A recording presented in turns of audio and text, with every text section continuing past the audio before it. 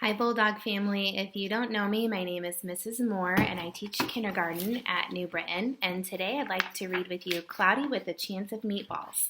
And this is my helper, Berkeley, and this is my other helper, Everly. I just read Frozen, but She's reading a book too. All right, so Cloudy with a Chance of Meatballs is written by Judy Barrett and drawn by Ron Barrett. And Anna and Ola Fleck. We were all sitting around the big kitchen table. It was Saturday morning, pancake morning. Mom was squeezing oranges for juice. Henry and I were betting on how many pancakes we each could eat, and Grandpa was doing the flipping. Seconds later, something flew through the air, headed toward the kitchen ceiling, and landed right on Henry. After we realized that the flying object was only a pancake, we all laughed, even Grandpa. Breakfast continued quite uneventfully. All the other pancakes landed in the pan, and all of them were eaten, even the one that landed on Henry. That night, touched off by the pancake incident at breakfast, Grandpa told us the best tall tale bedtime story he'd ever told. Across an ocean, over lots of huge bumpy mountains, across 3 hot deserts and 1 smaller ocean, there lay the tiny town of Chew and Swallow.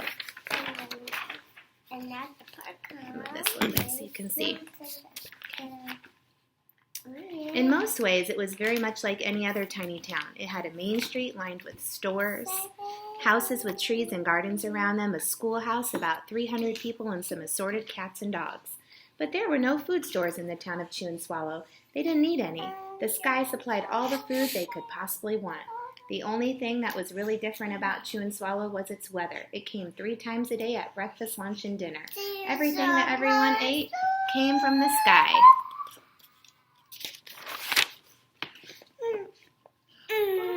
Whatever the weather served, that was what they ate. But it never rained rain, and it never snowed snow, and it never blew just wind. It rained things like soup and juice.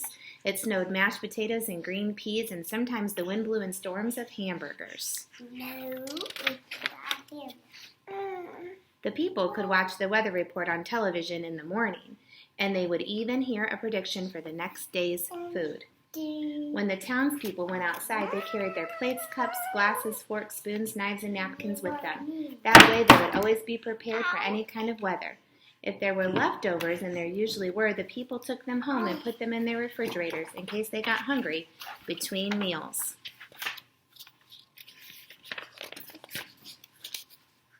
There's Elsa. The menu varied. By the time they woke up in the morning, breakfast was coming down.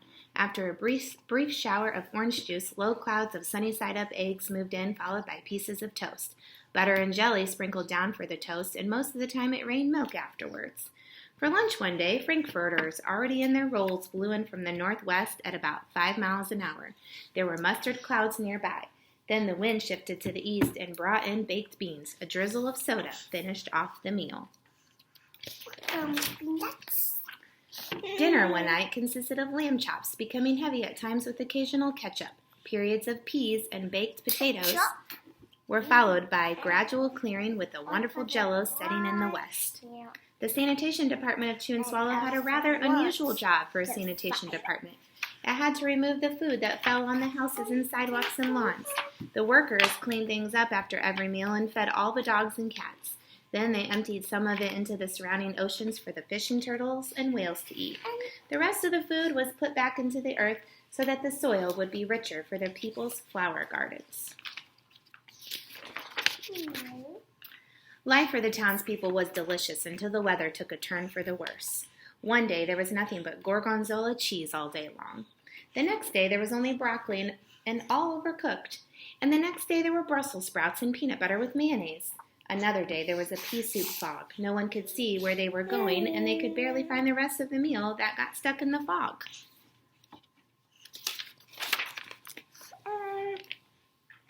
The food was getting larger and larger, and so were the portions. The people were getting frightened. Violent storms blew up frequently. Awful things were happening. One Tuesday, there was a hurricane of bread and rolls all day long and into the night. There were soft rolls and hard rolls, some with seeds and some without. There was white bread and rye and whole wheat toast. Most of it was larger than they had ever seen bread and rolls before. It was a terrible day. Everyone had to stay indoors. Roofs were damaged and the sanitation department was beside itself.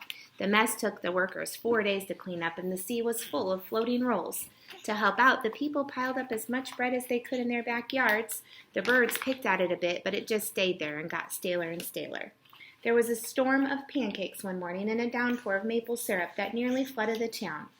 A huge pancake covered the school. No one could get it off because of its weight, so they had to close the school.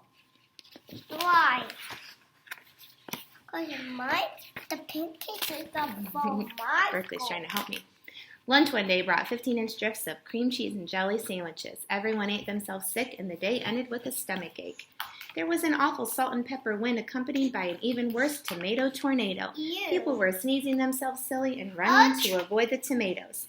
The town was a mess. There were seeds and pulp everywhere. Pulp? Oh, The sanitation department gave up. The job was too big. Everyone feared for their lives. They couldn't go outside most of the time. Many houses had been badly damaged by giant meatballs. Stores were boarded up, and there was no more school for the children. So a decision was made to abandon the town of Chew and Swallow. It was a matter of survival.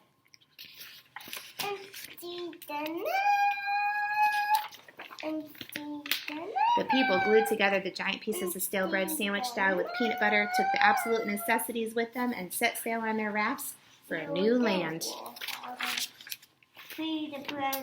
After being afloat for a week, they finally reached a small coastal town which welcomed them.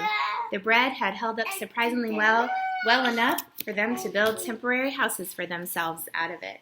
The children began school again, and the adults all tried to find places for themselves in the new land.